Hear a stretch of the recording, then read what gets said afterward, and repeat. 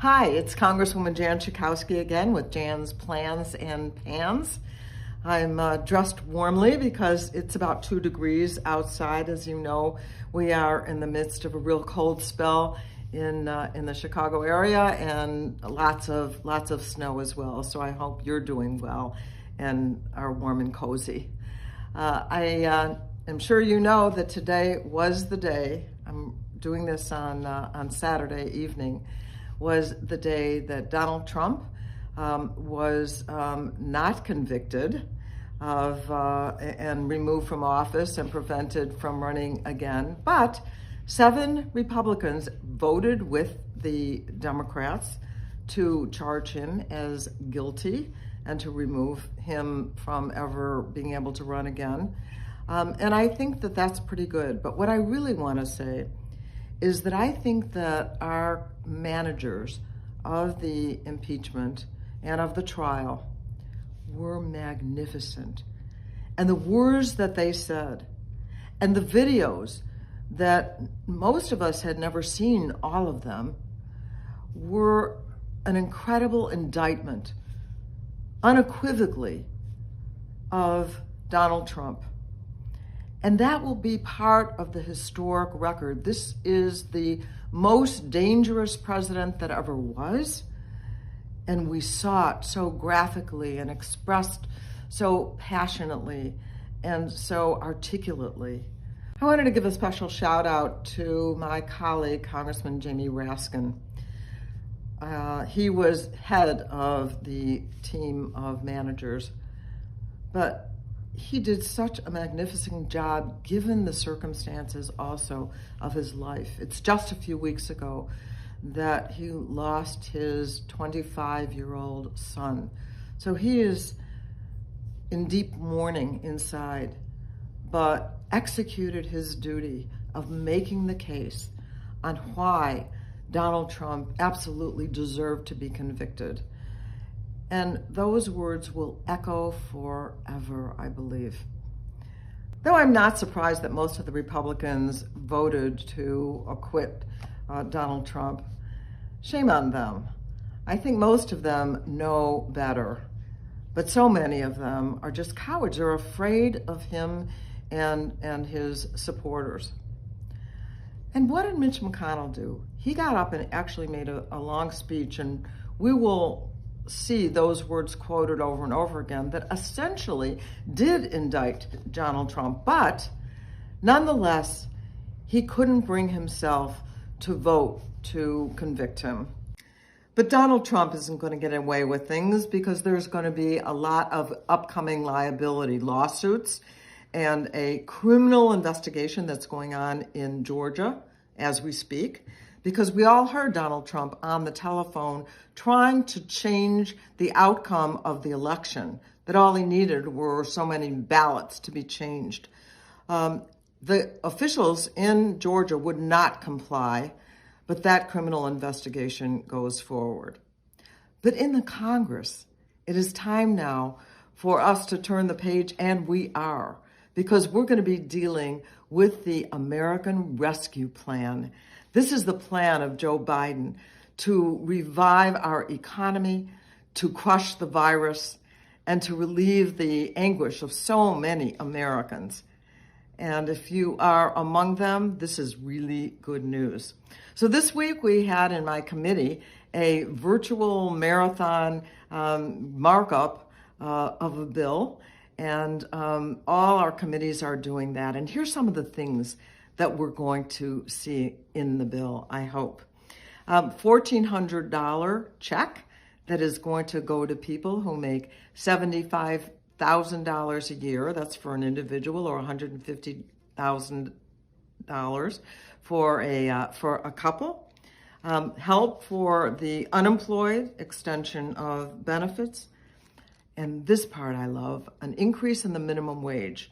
I hope we can keep it in the bill to $15 an hour. Now, I know that's not a lot of money, but it's going to lift millions of Americans out of poverty. They won't have to get additional handouts they'll be able to take care of their families. And we can't do it without raising the minimum wage from federally $7.25 an hour. That's ridiculous. It's been decades, a long time since we have done that. We're going to see the state and county and local governments get more money, but the point there is that money is going to go into the community, into a lot of services, keep the trains running, the buses running, keep our frontline workers, and even to help our schools be able to get open again. There's a national vaccine program, $160 billion and more to make sure that the vaccines get distributed. And I know that's been a pain for a lot of people. One of the really important things, too, is going to be a lot of money for child care. Lots of women in particular, men too, have been having to lose their jobs or quit their jobs because they can't afford child care. It's a serious problem, and we're going to address it in this bill. So these are just a few of the highlights that are actually going to be in the legislation. I wanted to remind you that it is Black History Month. And I want to tell you one issue that I think is so important that we're really highlighting, some of the women in particular in the Congress. In Illinois, Black women are 6 times more likely to die of complications from pregnancy than white women. Most often, things that are treatable, things that are fixable, and yet they are more likely to die. So a group of members, I guess there are some men in there too, have gotten together and formed the Caucus on Black Maternal Health. Lauren Underwood is one of the co-chairs of that caucus. She's from Illinois, one of my sisters in Congress. And we introduced this week what we call the Momnibus bill, that has different bills to deal with this issue, to make sure that women, Black women, have the kind of care that they need so that we can reduce this number. It's disgraceful, really, the disparities that we see. And they've existed long before the COVID virus, and we're going to try and deal with it right now. And so I'm on that task force, and I'm working on getting the legislation to be passed. I wanted to mention again about the vaccines, that we do have a page on my website with all the information. I heard from some people that it too was a little bit confusing. I hope by this week it is all fixed up where you can get all the information that you need to sign up for a vaccine. Walgreens is going to begin administering vaccines starting this week.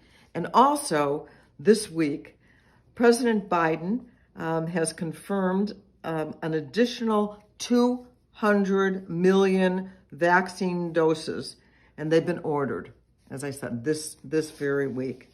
And I know the process has been just so incredibly difficult, and we're going to do everything that we can to make it much easier, more simple. What I really want to see is a single number to call, especially for seniors, to be able to register and get the vaccine.